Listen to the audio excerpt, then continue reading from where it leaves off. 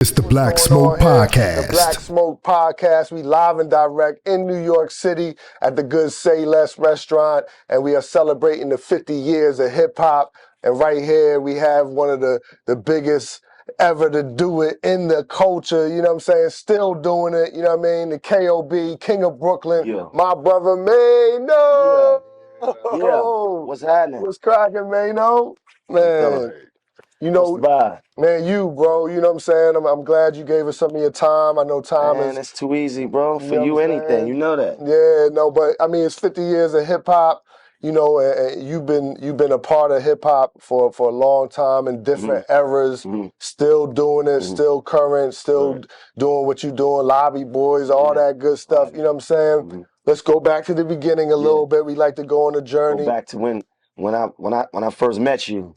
Even before that, Brooklyn, Brooklyn. like coming up, like a Okay. kid. What was that like? The kid, like, cause I'm gonna tell you, I went to the wiki page, right? And the wiki page say your name and all that, born, in, you know, from Brooklyn, and then the first thing it says, it goes to you getting locked up.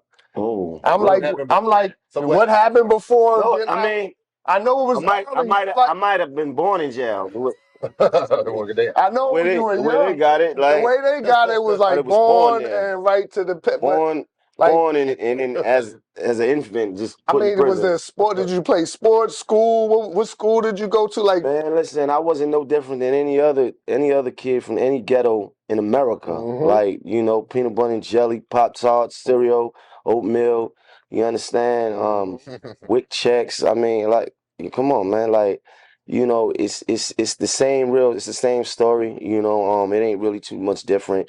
Come from a family that, my father, had his issues and struggles with crack cocaine. My mother had her issues with things, and and then I found the streets. The streets found me very early, and I made certain life decisions that put me in situations that I had to pay for those, right? So but we didn't have all the information that we have today, right? So life, when you think about it, it's in hindsight, and you think about the mistakes that you made. So it is what it is. I wouldn't be here without those mistakes. Thank you for making me struggle. Thank you for making me grind. right. I'm here today. I wasn't really a sports kid. I played basketball though. I would say I was nice. I would say I was nice. What they say? No, but they would say something totally different. But I would say I was nice, right? I feel like I had something, Right. Right. I've been there. Music wasn't a thing of mine neither. Uh-huh. I didn't grow up wanting to be an artist. I didn't grow up ever thinking it was never something that was even on my plate. Like, Right. I didn't start rapping until I was actually in prison. Right. You understand? So that's where music came for me. Like, it was like I was there and then started rapping in the box, and it just, it turned into what it would turn into. How old were you when you first went in? Well, you gotta really understand. I was getting in trouble prior. Like, I was, we talking like I think me and my friends were like what they call at risk youths, right? So, like, kids that were getting in trouble. I was talking to my brother Mo Dog the other day, and I was like, man, I remember you was in that group home. You was come home every week for home visits. You know what I mean? Like, this had to be when we was around 12, 13 years old. Wow. So, getting in trouble, going to detention centers, going to group homes, dealing with juvie, and then we graduated. So I had been getting in trouble, for a period of time Right. before I even did my bid. Right. It seemed so. It was like the environment, everything was prepping you for the bid almost. So, I feel like I come up in a time when you almost kind of know you going to jail. Like it's like you can't, right. So it's like all the homies, all the people that they have been in jail before, the older dudes, and they come home and they telling you, yeah. I remember, I could recall being young, right, and getting into an argument with a dude. May rest in peace, and he died years later. An argument? No. He got into an argument with me. I said something slick to him one day or whatever, And he was like, "Yeah, you better like you know you're going to jail one day. So I mean, when you know you're gonna hit that 4 billion in that Allen, you better." We say keep the same energy now. Right. Whatever he was saying, Right. that wasn't the slang back then. We say, yo, keep that same energy right now. Right. He was basically saying, nigga, you better be the same way because you running around here doing all this other shit. When you get in there, you better be about that same action, right? And I never forget that argument we had, you know. And I say all that to say, he already knew in his mind I was going to jail. Damn. Right? That's the environment that we live in, right? That's the and like I said, I started this conversation by saying I wasn't no different than any other kid in the ghetto in no hood, and whether I was from Bed-Stuy or somebody was from Northeast DC, right? Yeah. Right? The thing is, I think the environment, the conditions, the lack of knowledge, the lack of outlets, it produces us, it produces criminals, right? And then it prepares us for. I wasn't even prepared for college. I wasn't talking to nobody that was telling me, "Yo, man, you can go to college." Everything I was hearing was everything was about streets and and how it was when you got locked up and how you had to hold it down and don't let nobody take your shit. See, me originally being from Oakland, and then to DC. Why do I know about C-74? Wow. You know what I'm saying? Like, it seems like everybody from New York seemed to pass through that joint. Wow. You know about that 4 billion. Yeah, and why do I shouldn't even know about that, you know? I should be knowing about NYU or something, you know? Right. But that's criminal culture, right? So that's unfortunately, that was our social circle, right? And we were talking to people that were already criminals or drug dealers or stick up kids or or robbers or jostlers that was going in and out of jail and was coming back to the block.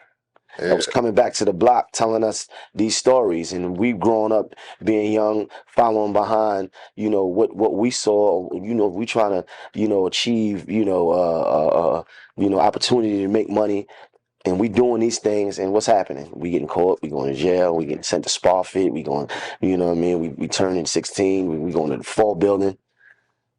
Man, That's a lot. And then in during this time, so when you did go in for the bid, it was you did 10 years. 10, yeah. That's a long time. Yeah. That's a super long time. And then introduced to hip hop, you start rapping in jail. Well, I started. So my story, you know what I mean. For people that didn't never really know, I've said this story, but the thing about it is interesting is this. Like I said, I never had no aspirations of being a artist. And when I went to prison, when you talk about C-74, the 4 building, I was getting in trouble in there. So we in the jail. We now the culture is cutting. I mean, we cutting each other, and we getting into all that. Go up north, same thing, right? We cutting, going in the box, and Crazy. I was in a box. This time I was doing a year, right, in the box. The box is solitary. Solitary. So for people that don't understand, like solitary confinement, special housing unit, 23 hours locked in. Dolo. Dolo, you in your cell, nothing in there but a couple of books. And just you and your thoughts, and you and your scars, you and your demons, you and your pain, you facing you, right? So if you didn't know yourself before, this is the opportunity to know yourself. Some days you're gonna cry, some days you're gonna shout, some days you're gonna feel strong, some days you're gonna feel weak, but you're gonna have to face yourself. So either you're gonna come out stronger or you're gonna come out, deteriorated, more beaten, For me, I was, I never liked to overrate my situation in prison. People know me. I was very popular, right? I was popular. And I never say, oh, I was this and I was this. I had the jail locked down. If you know, you know. If you know, I don't tell like certain jail stories. People know they know, right? I just leave it. I leave it broad, right? I say I was getting into a lot of trouble, right? I was probably what they call a knucklehead. I was in 10 different prisons, right? Some of them prisons I was in twice. I was always in the box a lot. And one night, I was in the box, Southport. Anybody know what Southport is? The whole prison is a box. The whole prison. It's no population. Damn.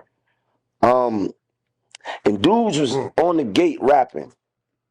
21 cells on the gate. And dudes was rapping. It was a Friday night. I'll never forget this. Never forget this. I'll never forget this night. I'll never forget how I felt this night. And I was maybe, I can't remember what cell I was in, but let's say I was maybe like in 7, 8. I was up close, right? They was in the back, 16, 17 cells. Now, everybody's in their own solitary joint. Right, but okay. But you have people next to you. Yeah. So it's a tier of cells, right? And I remember dudes was up that night, rapping. And that's not unusual. In prison, you see people rapping all the time. All the time. In the yard, dudes is rapping. In the cell block, dudes is rapping. In the gym, in the yard, people rapping. But this particular night, I don't know why, I just felt inspired. I don't know why. I felt like, my turn. I said, when I get up in the morning, I'm gonna write me a rhyme. I mean, I'm in the box, ain't got nothing to do anyway. So I'm gonna get up the next morning, I'm gonna write me a rhyme. I'm gonna, see how that make me feel. Got up the next morning, early, wrote me a rhyme. Man, I'm sitting in hell, sitting in the cell, living in hell. Like something on some Tupac shit. Right. Because it was some pain, I was going through, whatever I was going through, I'm worried. They want to leave me buried. I'm stressed out. All these days, and I had liked to do it, right? So what happened was I wrote that rhyme, and it took me so long to write it that like almost the end of the day was over, and I was just like, that felt good being in my own head. Like I had something else to do other than reading a book, other than sleeping, other than doing push-ups, right? Other than just talking to other people. I was like, damn, that gave me something to do. It gave me something creative to do, right? So I started to do it in myself. Started to kind of like do it, right? And then I would like let somebody hear it. I'd be like, come. Like they would have one guy out. They'll have one guy. Right? Shout out to my man Carl Jr. He was the one guy that was out. He was the porter. So they would lock him out to bring the food, right? To bring us the food. They call that a porter. Come listen to this real quick. Come on my gate, look, I'm sitting in my cell, living in hell. And he was like, that sound all right. I was like, yeah, word. Okay. And everybody needs somebody. You don't understand, like. Right. I started rapping in the most humblest way. Like to this day, to see me have lived a life that I've lived is still to me mind blowing and unbelievable, because it's like the power of the mind, the power of the universe. You don't know what you can do. You can really will yourself into some shit, because listen, what I'm telling you, bro. I never wanted to be an artist, right? I never wanted to be a rapper. I did not. So when I started rapping, I started to think like, what if I go home and do this? Because now Biggie is like, and I'm like, I'm instantly relating to that, because it's like, that's best style. Like, you know what I mean? So I'm like, damn, that's crazy. Like, what if I just, come home and do this shit? Right. And I would go, in the same breath that I would say that, I'll go, I ain't no fucking rapper. Because I had complex, because we looked at rappers, it wasn't so fashionable to be a rapper then. It's like, oh, you rapping ass nigga, ain't about it. You entertaining, especially you gotta be careful on a compound with all that rap shit. Like they know me for one thing. Now I'm talking about rapping, and the niggas that's over here rapping, we ain't looking at like they really them type niggas, right? Every now and then you had one or two niggas that was like that, but so I'm like, man, I don't know if I want to be, but I would play with the thoughts, dude. I would say, what if, because the hustler in me was kicking in. I was thinking maybe music could be a hustle. And I held on to that shit for a long time, and I started to rap, but I would keep it to myself. I never told nobody in the street, none of my friends. I never told my family. I never told nobody that I was rapping until later on, because I felt like if I heard one person say to me, "Hey, man, you little rapper, man, get out of here," I wouldn't be here. Y'all would never heard me. Now that's how you supposed to keep some of your most intimate, real thoughts. Like, cook before you serve it. Right. A lot of people, they come with all the I'm about to do this. I'm about to cook do this. and they get satisfied with people co-signing, oh, you about to do it, cool. And then they think they are it and they don't do the thing. Or they get that one hater who's like, man, that ain't your shit. You should be doing this. I got a job for you at the train station. Or like, something. And they be like, you know what? I'm gonna go with the safe thought. So, you gotta cook. That's 100%. I believe it. You know what I'm saying? People get mad at me because I don't talk much about what I'm gonna do, and I don't like. I say, I do something, and they, oh, you should be happy. I'm like, no, I don't want to celebrate. And, it's cool. We just did a show, or we just dropped a record, and everything is not a celebration. Some of the things is just part of the journey. But yeah, I totally get what you're saying. When did it start becoming real for you to rap? Like, not only did it go from those thoughts of being in, and and then you come out. Like, when does it become real? Was it real before you came out? So it was real before I came home. What I did was, shout out to my brother Sino. He home right now. Shout out to Chelsea House. Let me tell you what happened. Man, Shoe Shine, may rest in peace. I had somehow got me a recorder. You can't have a recorder. I somehow got one, and I made a tape of me rapping. And I'm telling you, nobody knew I was rapping. And I wrapped the tape up, and the girl that was coming to see me, she didn't know what it was. She didn't know what I was rapping. I would say, yo, get this to my brother Sino. Right? She gave it to him and all that. And it was me rapping. And I was this long letter of me telling him, like, yo, my vision, and thinking, that I wanted to come home and do it, and this and that and this and that. He wound up getting locked right up right after he got that tape, right?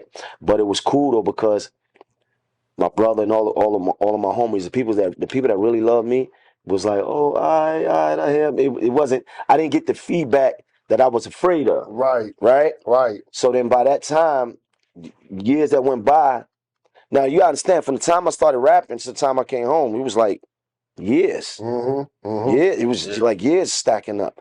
So by the time I was almost about to come home, my brother Mouse, and my bro Dyko told me, he said, listen, whatever you want to do, let's start now. Let's do our own thing, whatever.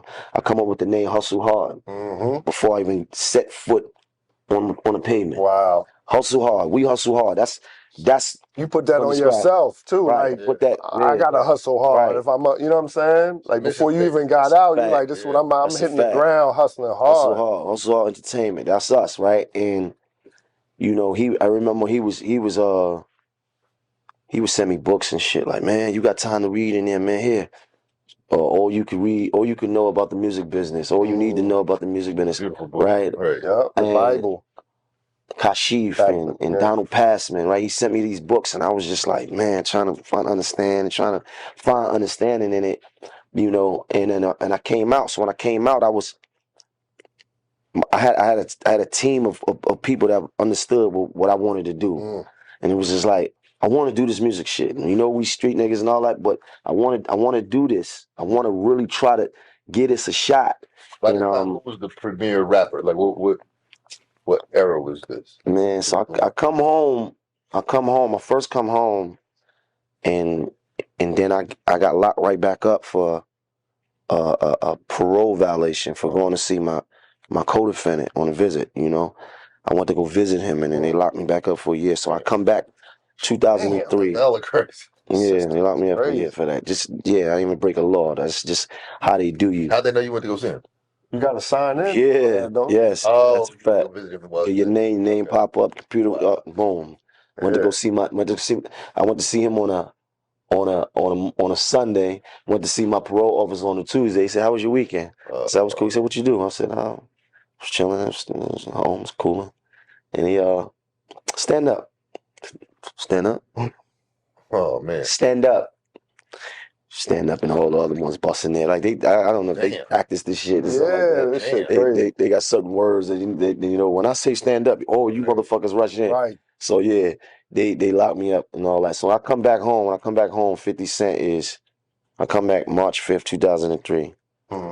50 Cent is going crazy. Yeah. Tank tops. Yeah. Yeah. They going crazy. Yeah. Around. And then what happens? Man, first I was sitting in jail like, man, this shit ain't never gonna happen. My girl at the time tell me I'm pregnant, so I found out I'm having a baby while I'm in jail. Damn. Gotta go back to jail. I'm saying this is never gonna happen for me. But you was mentally committed to being a rapper at this point. No, I was depressed now. Okay. Now I'm saying fuck it. Fuck music, fuck rap, fuck the world. I'm depressed, I'm angry at the world, I'm angry at people, I'm angry at myself. I'm a failure. I ain't never gonna be nothing. Ever. I'm sitting in jail, I'm sitting on Rikers Island with a bunch of fucking crackheads and niggas with war stories and all, and I ain't wanna be that. Right. I didn't want to be a jail nigga. I didn't want to be this shit. And I'm saying, yo, I'm sitting here like, damn. I spent most of my time, I couldn't write no raps. I couldn't, nothing. So I go back up north and I'm in that same mode, walking around, my fucking lip poked out. Yeah. And then one day I realized that time was going to keep going. And I said to myself, yo, you're going to get out. Like, what you going to do? You going to give it, you going to give up on it? And it's just me talking to myself. And I'm like, so slowly but surely I started to pull myself out of that little depression, calling home every day, baby about to be born. I got a fucking world of responsibility in front of me. Yeah. And I'm saying, damn, I could either jump back on the bike and pedal, or I could just give up now. I decided to try to keep pedaling. So I started to write my rhymes again, started to get back into it when I was still there. And then one day it was time for my son was born. My son was born 3 months before I came home. And when I come home, I say, man, I'm just gonna get right to it. And that's what I tried to do. That was what my motion was, to get right back into trying to do it, to try to at least. I wanted to feel like if it didn't work, at least I gave it my all. At least I tried something different. Always do your best, right? Right? Yeah. We've been in the street all our lives. We've been in and out of jail. We've been in and out of the street. We've been dealing with all this shit all our lives. Let me at least try something different. Let me do it for myself. Let me try something. You know what I mean? I feel like it was something there, so I came out and I got to it. We're gonna say hip hop saved you. Yes. Big. That's a lot of people's testimony from so many different angles. No, you got to be honest though, because the thought of me not being able to have this as an option is scary. I would probably be a serial killer. Powered by GMG.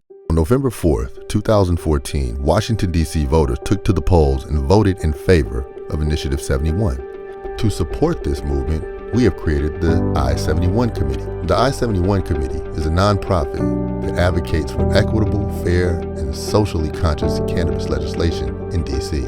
Placing social equity at the center of this legislation is the main thing that will have D.C. be a beacon of hope, prioritize the needs of D.C. residents. Like, for real, like, this shit's crazy. I mean, that's a testament to hip-hop being around for 50 years and never going nowhere. That's one of the main reasons why, is because the culture is saving lives. You know what I'm saying? Like, without hip-hop, how many more of us would be dead or in jail right now? Like, you see? You know what I'm saying? Without, if you just, how many... And the dope thing about we still got issue. It still ain't, like, we still trying... Get our young artists together. They still, some of them on this crash course that they dying, going to jail left and right. We still got work to do, but imagine how much more without hip hop. Without it. But one of the dope things about your story is that you genuinely fell in love with hip hop. It wasn't like, here's the bread. Yeah, like you and man. I always loved hip hop. We grew up in the culture. Like, we love. I was an avid fan. I could recite anybody's anybody's lyrics. You know, I'm understand the culture, I understand where it comes from. I was entrenched in it. I was raised in it. I just didn't want it for me. I didn't see myself that. We But still provided our soundtrack, you know, for our lives, man, and yes, you know what I'm saying, and what we was doing out here. So it was definitely part of it, no matter what. But you really let it, you know, become a part, like, you know, dictate and take over your life. Like you gave, you know what I'm saying? Like you was you like, have to though. Yeah, you got to commit. You got to be committed, If it's fully crime, committed. commit. If it's Yeah, whatever you doing, no, but don't commit. ain't no part time banging, bro. It's two crime. But whatever you doing in order to commit. rock out, you got to commit. Yeah, straight up. and then from that part, because what's the scene like back then as far as for an artist that's trying to rap, and what's the plan to get on? Like, is it straight to we got to get a deal, we got to get on the radio, we got to get into like what's the man? You know, everything was about those mixtapes then. You know, if you was on a Clue, if you was on, you know, K Slade. Doo-wop was You know, that was after. I want to say, it's after that, because Doo-wop and them was more or less, you know, the blend tapes and stuff like that, where we all listened to all those. But this is the era when Clue was getting the exclusives. right, when you was freestyling on any one of these various mixtapes that was in circulation, dudes was hearing you. But I came on at an interesting time because it was something else happening that was becoming big, and this is where people really seen me. It was the DVDs. I'm from the DVDs. Hell the DVD era. Can I have some water? No question. Hey, Prudy, can we get a couple? Yeah. And it was the DVDs that, you know, I credit that.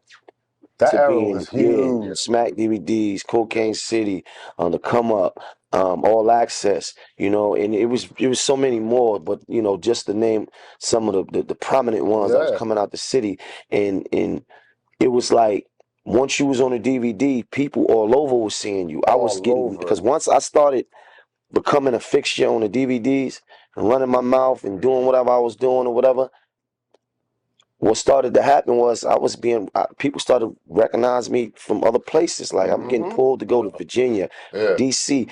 First time I came to DC because I had a song Rumors. My song Rumors, right? Rumors was like my hit. That was the song that got my first record deal. That was the song that ignited my career. That was my song that started everything for me. You know, outside of just being a freestyle song, just being on the network, that was a song that everybody said, "Oh shit, this is Maino nigga," right? And because now people know me from the song. I remember coming to DC way back in like 2005, 2006, off the power of that, you know. Them DVDs was big. I used to remember thinking like, who is running the distribution on these? Because they getting pressed up and distributed nationwide. Barbershops, record stores, you know, like any little mom and pop circuit, them DVDs was on there heavy boxes. You know what I'm saying? Like that distribution network was mean. You know what I'm saying? And they definitely circulated all throughout the nation. So I could see like how that era propelled it, and you know what I'm saying?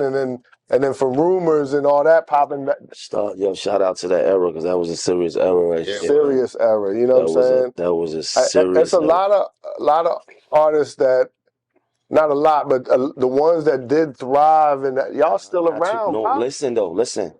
And that's what you just said, right? I was gonna say something, right? It's only a small handful of artists that came from the DVDs that you knew from the DVDs that became, you know, a national artist, or like, you know, we talking French. We talking Nicki. I can't. I forgot. Man, I can't even name who else. Pap. You know, Pap is in there. Man, I can't even. Who else? I mean, you know, Stax no longer with us, but Stax was heavy. Stax would have been. Stax would have been. You know what I'm saying? But even like Max B on the tail end of that, and then like that era even helped, you know, keep like Jim and that. Yeah, but like they was already they was already established, but they though. was Right, but already they was definitely in the mix though. you know what I'm saying? Definitely. And everybody had a DVD player, and that was what you would be popping in. You know what I'm saying? It was People had crazy. DVD players in their trucks at that time. You know what I'm In the saying? car, yeah. Right. That's a fact. Yep, CD changer, headrest, DVD, yeah. I remember Hov and them came, and Hov and Dame Dash came for the interview, and like, this was like 96, 97, they bought the cars from the Dead President video. They took us out in the parking lot, like, this our money, this not no label money, the same cars from the video, it's our shit. DVD, the GS 400 Lexus joint, the Tahoe, DVD, TVs in the headrest, DVD. I'm like, yo, so. Powered by GMG.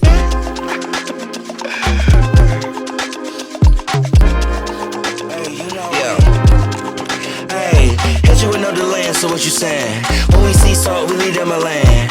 We put the demon in demonstration. We deem if it is a vibration. Concentration, sensation. The promise of elimination. Got niggas hating on amazement. How we ever made it? To the degree they was thinking that he's Satan. If you see something, and niggas say Nathan. Where the heat coming? Vacation. You niggas playing PlayStation. I've been trying to set fire to this great nation. Hopped out the wealth if I told you so. Switch your old to my ex like OVO. The best sex show at the rodeo. With the new waveform like audio. Buongiorno to my formaggio. I keep good cardio. I never asked for after, so they bought me for a good. I be booty like Mardi Gras. A lot of these laws I bend, I used to break. Bet not lie to your friends, it's a mistake. My heart beats beautiful, I'm living in the crate. Soul in my solar plex, a paper plate. Truck from Texas, X's on my eyes like tequila sunrise. Baby on my heels like lotion. When I hit the spot, volcanic explosion. Skeleton key, the bank vault ain't closing. I'm skating in the wind, dating tens, I'm chosen. One of my squaws from Tobago cooked doubles. Took her to the Netherlands and ate all truffles. She found another friend, now 3 are a thruple. Throwing it out there, macking in the lounge chair. I'm a werewolf spitting that shit. Shut it up, Michelin lips, I'm in the mix, massaging the basics. I got blood in my eye, bad LASIX. Like Bruce Lee versus Cobra Kai. She about to come down from her sweetheart high. I'm just trying to clear my name from the FBI. Damn, and I'm an innocent guy, just trying to clear my name from the FBI. I got the power I got. Roll up the weed with rollers, not dots. Picture me rolling like I'm Tupac, rolling up Doja.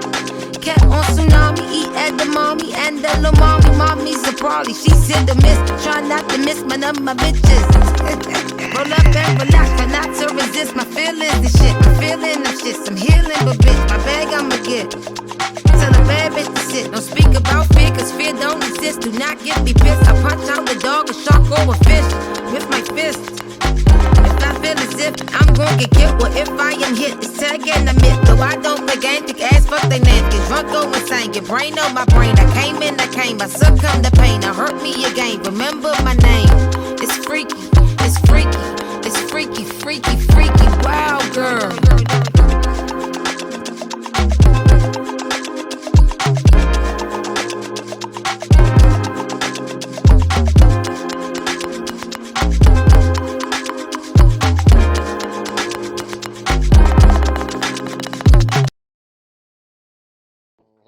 And I got signed. Yeah, but we can't forget that, like, because around the same time, I was around Kim. Yeah. I was around Kim. Kim was, she had, opened up her doors and let us come through. We was in the office. We was a part of her album at that time, Naked Truth. I was on that, and then I had got a deal in between that time. So things was starting to click for me, right? And my deal with Universal didn't go the way I wanted it to go, and I had learned so much, but then they wound up dropping me, and then I wound up getting signed. I wound up getting signed Atlantic, right? So that was when 50 had made the call for me. 50 made the call for me. Craig Howman, yo, what you doing, Maino? What you doing? If I could do it, I would do it. Right. And it was on my line the same day. What's your favorite song that you made? I don't really have a favorite, nah. Your favorite song my favorite song of yours is Heard You. Heard You. Heard you. Talking a bunch of shit. Heard you. Heard you. Heard you. I You know, that's how we. That's yeah. Heard you. That's how they the talk. slang. That's how. Yeah. Heard you. Heard you. You know what I'm saying? I fuss with that joint. Yeah. So when you signed with Atlantic, Craig Kallman, so now it's like, again, we talk about this. We had. Remember, I'm not to cut you off. I met you before that. Yeah. I met you around. You know, when I was like trying to be signed, right? I think I was with Buck at the time. We came down to the station. Yup. Right. So I didn't have a record deal at all yet. This is even before.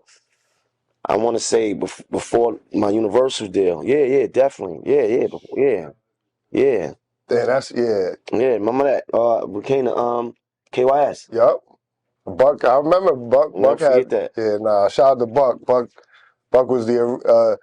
Buck was like the man, like It's a regional. the hip hop. You know, Clarence Avant. You know what I'm saying? Like the Black Godfather out here from New York, just running. You know, making a lot of connections and putting us on, like putting people on in different markets too. People like Maino and different things that was about to happen too. You know what I'm saying? So you know, shout out to that pipeline. You know what I mean? So look, with hip hop being where, you know, you could testify for that joint saving your life. What's your effort in this 50th year celebration to like I don't know, to give hip hop itself its flowers? Or have you even thought about like how you gonna pay tribute to it? No, I mean that's not really something I ever thought about. That's a good question though. I gotta be honest with you. I didn't think about that. But I will say that I think you give hip hop its flowers by just continue to try to be great, just strive for greatness and strive for, you know, being the best you, right? So hip hop ain't just making music. It's being able to take music as a platform and be able to branch out and do other deals and do business in a way that you wasn't able to do without hip hop. I mean, what you doing right now? We, you know, Black Smoke Podcast. We like the small business of podcasting right now. You didn't have to give us your time, but you giving us your time, giving us this information, telling us about your journey, which is so important for people to hear and all in our culture, period, from artists, from people who understand our culture, who don't understand our culture. You need to hear these stories about these journeys to understand these artists and the music and the culture and what's happening out here. You know what I'm saying? And you know, one thing that I appreciate about your online presence, you know, I often think with a lot of rappers who have a platform, how do they see their responsibility as an MC? And whether you do it in your music or whether you're doing it like, you know, talking in your phone, I feel that you've taken the responsibility of being honest. How do you see the responsibility of a person who has a platform, whether it's through their music or through their platform? It's just that, what you just said, honest. I think like a lot of times with us being artists, you know, the culture is, we don't like to share our losses and our pain, right? We always want to look, it's this ultra macho, you know, I'm the richest nigga, I'm the toughest nigga, I'm the realest, I got shooters, I got killers, I got mansions and 15 cars, like I takes no L's. That ain't realistic. And the truth of the matter is, even from a street perspective, it's ups and it's downs, and it's a lot of downs, you know.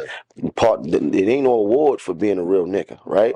But part of what you get by being a real nigga is a lot of pain that come with it, right? It's a lot of turmoil. It's a lot of, you know, obstacles to be confronted with, you know, the death, prison, you know, taking the losses as far as monetary and, you know, and just mentally, right?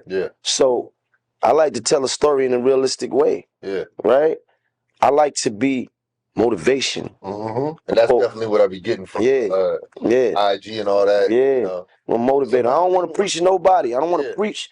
I want to give you some motivation, because the same thing that I'm talking about, I need for me. And the thing about it, like you stick out on that joint because a lot of times your part is about not following the crowd. Like you be giving that type of they doing this, but you gotta fuck with that. And that's not common for a hip hop persona to say. You know, like a lot of times, like Do your own shit. You your own rival, man. Like we don't like I tell people all the time, like and I've said it. You ain't gotta watch what other people doing. You don't gotta measure yourself by what somebody else is doing. It's like when you're in a car. You're in a car, you're in 3 lanes, right? If you spend too much time looking at this dude car while he driving, and then looking over here while you drive, what's gonna happen? You're gonna crash into something. Keep your eyes on the road, stay in your car. He might be going 80 miles. He might be going 75, and he flying right past you. Your car might only be doing 25, but guess what? You moving. Right. You got motion. You got motion, nigga. You got a pulse. Keep going, you know? They say in Africa, they say, how does an ant eat an elephant? It's one bite at a time. You know what I'm saying? Man, I like that. African, Word of mother, I like that. I like that. I like that. African proverbs. Yeah, I like that. I like that a lot. You know what I'm saying? They hit different. One bite at a time. And that's how you got to go at life. One day at a time. And even like looking at hindsight, that's what you was doing. Like one bite at a time. Still doing. Yeah. We came with the deal through Atlanta. You came with records. You went platinum. You know what I'm saying? Success. You on the road. And then hit my face many times. The ups and then the downs. Like I was just having a conversation with one of my team members this morning, and he was just like, because we just dropped a song yesterday. Shout out to Fab, shout out to the Star Babies. It's called Best for Me. It's right in time for Valentine's Day. Lady Joint, we gonna premiere the video next week. So I was just having a conversation. He was just talking about the numbers, how the numbers look good, and how we've been doing better. And he said to me, man, a lot of that is because you wasn't having budgets for a long time. And a lot of people, I was maintaining out here a long time, but it was times, man, I wasn't together, and a lot of what I was doing wasn't getting to where I needed it to get to because I didn't have the resources. So I was just out here trying to maintain. And he said to me, man, a lot of people would have gave up, bro. And I said, I couldn't, man. I had to stay down. I ain't had no budgets for like a couple years. Right. And if you're in the music business, you know how important it is to have a budget for real. You know what I mean? Yeah, that's crazy. And you wouldn't know though. Like we wouldn't know. Nah. You know what I'm saying? It didn't look like, you still kept moving the whole time. I had to do what I had to do, man. You did whatever you needed to do, from Yellow Tape to movement to Lobby Boys movement with Jim and KOB movement. No, that Lobby Boys that got them budgets. Yeah. The Lobby Boys, you see them billboards and all that up. Yeah. You know when the budget hits. That's 30 million streams on that Lobby Boys right now. Yeah, what up? What up? And that was a beautiful thing when y'all came with that. Yeah, huh? Yeah, fucking right. Yeah, I mean, listen, the Lobby Boys, let's not like go. And another thing, I ain't got to be humble about shit, like certain things, talk my shit, because at the end of the day, me and Jim came together and put out I feel like one of the best projects of 2022. It was flawless. Anybody that listened to that knew how flawless that was. I was hitting you. Let's do the marketing and the DMV. Come down. I wanted that Lobby Boys flawless. campaign. We about to touch 30 million streams on the album. Dope. That's we slide with 5-year. We hit top 40 urban with that at Radio Light. Listen, and help restore a feeling, especially in New York, where it's an inspiration and a spark back there with the artists. Like, we got to do some real shit. Like, we can't just be out. The drill is doing what it's doing, but we need substance, bodies of work. We need to, put our stamp into the top history. Yeah, flawless. Harlem and Brooklyn together, flawless. Come on, man. Talk. That's a beautiful thing for the culture. So for 2023, you know what I'm saying? Lobby Boys too. Oh yeah, that's definitely coming. So I mean, that's definitely coming. Fitlit coming. That's me, Jim, Fab, and Davies together. But I'm about to drop my own project right now. Don't go too far. Don't speed past that one too quick, because not only because that's dope for hip hop culture, that like musically, but talk about the Fitlit culture. Yeah, you know what I'm saying? Man, first of all, like. Cause I see if y'all see them working out, hitting the gym. Maybe y'all be in the gym fly too. I see that too. Y'all be getting y'all be. That's the part I'll be like, what the? I don't be that fly though in the gym though. I'm gonna tell you like that. I Fab be don't. in the joint looking like fat, 100%. like Fab. 100%. Fab got the stylist pick out his shit Before he even go to the gym. Yeah, pick my shit That out for the outfit's week. laid out. Gym Definitely. outfits. Coordinated the socks, the Yeah, headband, the everything laid out. The shades. That's right. My man Fab don't play. But he really be working out. He Yeah, really no be dedicated. Because he hit me in the morning like, "What up? You want He's to go?" staying on brand. He on it. He's staying it. Right. So the workout community is dope because it's like, what I realize is that it's so many people that want to work out, so many people that do work out. And what do they do when they go to the gym? Listen to music. Mhm. So to integrate the two is really really big. So we working on something big. I don't want to talk about it. Yeah. But we working on something big. It other looks than like just it though. the music. It looks like y'all because we see. Yeah, we was in Men's Health. That was big for us. That's big. They did an article. They came big for hip hop too. Yeah, they came to Men's Health. That off. Well, Jim always was on his fitness, right? Yeah. So last year, going into the new year of 2022, we was at the Chelsea House. That's the family restaurant. Y'all need to come over. Okay, right? Let's do it. We was all there one day, and Fab had this thing on his phone like a challenge, like a reset challenge. Okay. No eating sweets, no drinking. So he was like, "Yeah, man, we should do this. And so he's like, "Man," somebody was like, "Man, we should start working out too at the same time." Right. So we started really just from kicking it and just saying, "Yo, we're gonna go on this challenge, right, for 30 days, and then start working out for 30 days." They say if you do something for 30 days straight, it becomes a habit. Yep. So we did it. We did it. We started working out. We kept going on, and through that, we got close as friends though. Okay. But that's the real thing about it, is the fact that we was able to develop more of a bond outside of just music. Yeah. So like when you see me with any one of these dudes, it's not just music, right? It's not just, "Yo, come to the studio, do a verse with me, or let me get on your project." Yeah. It ain't that, Y'all right? growing together as people. Right. So it's times I call Jim, "Yo, what you doing?" "Yo, I'm gonna be over here. Yo, I'm gonna pull up. I'm gonna come meet you." I'm not there to be on camera. Right. I'm not there to he was just shooting. He was just directing something with DJ Drama. They reenacted like a scene from Juice, and he was the director. Shout out to Will C. So I just pulled up. "What up? Support." Same thing with Fab. "Yo, I'm in the studio. I ain't doing nothing. I'm gonna come pull up." And they do the same thing with me. So it's "Yo, what you doing? Let's go get something to eat." Yeah. You know, we on the gym. Like, "Yo, I ain't doing shit. I'm gonna meet you at Chelsea." Like, I'm just kicking it. Just as black men in this culture who are fathers, you know what I'm saying, who are sons, and that support system, right. So man. It's a tribe, that's dope. tribe. And showing that we all kings, and we all kings, can. yeah. I don't gotta stand on my brother to make myself bigger. Like, I don't gotta do that. Like, you're a king, I'm a king. We all kings. Like, we can coexist together on some.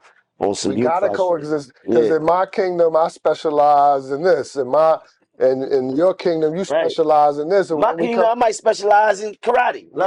Whatever it is. I might grow rice. Right. You might be growing, you know whatever. what I'm saying? You got the corn. Right. You herding the cattle and the chickens. We all come together, and now we have a whole community. You know what I'm saying? It takes a village. You know what I'm saying? But another dope thing about it, like the workout thing. So hip hop has always influenced the way that we our lifestyle. take care of ourselves, the way we fail to take care of ourselves. From 40 ounces to blunts to Hennessy. But the fact that y'all putting it on, like, man, let's get healthy together.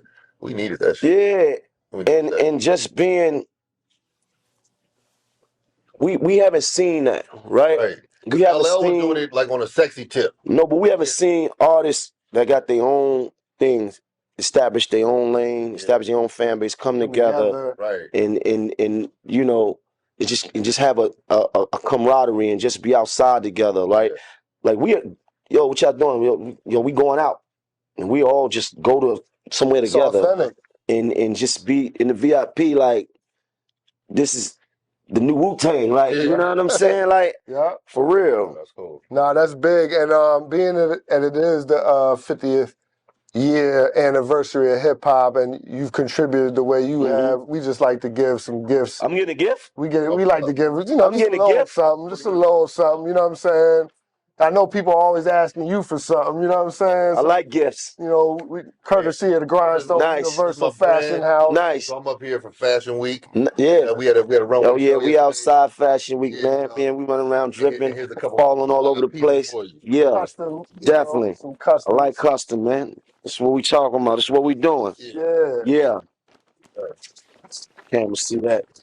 We got more for you when you get back to the district in Columbia too. You know what I'm saying? Thank you. I need to be there. I mean, come on, we need you there. Yeah, for real. You already know how. You know we love you out there. You already know, like the DMV. You know what I'm saying, for a long time. You know what I mean? DC. Shout out to my people in DC. Definitely, you know the Mrs. Wifey shouts you out. The whole family. That's right. Saying we like family. You know the family. Yeah, I see y'all. The family. Your daughter. They be coming up here. You know. My daughter works at at the store in DC. It's all family, you know, like we just talked about, kings coming together. That's right. And building these villages, man. Yes, That's indeed. what we're doing, you know what I'm saying? Yes, indeed. Maino is in the building, you know what I'm saying? If you don't follow him, I don't know where you've been, but give him, you know, your socials and Maino all that hustle stuff. hard. That's all my social media. Maino hustle hard. Pull up. I'm outside. Pull up outside. Yeah. You know what I'm saying? That's my homie. You know what I'm saying? Download all the music. Go back, get all the old records. Yeah, get the new joint. Records. The new joint we just dropped. Best for me. Best for me. Yep. Me, Fab.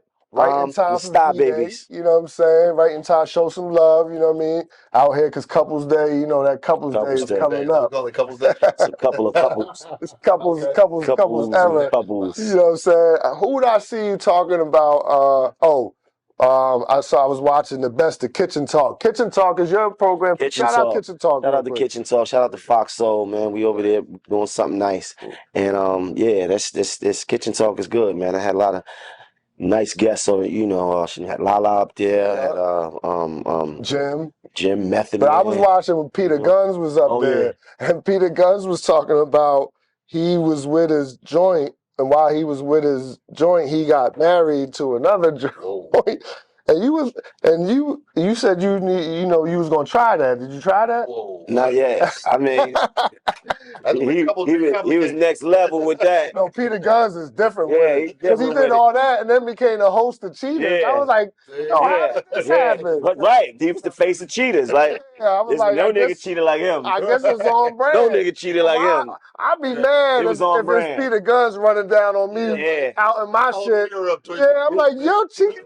Like, come on, man. You was in the same building with the wife, the wife, y'all wilding. You had the whole big love shit going on. You know what I'm saying? So make sure you check out Maino's Kitchen Talk on Fox Soul. You know what I'm saying? That's real heavy. I'm putting my bids in to become a producer intern for the show. You know what I'm saying? Look out for that.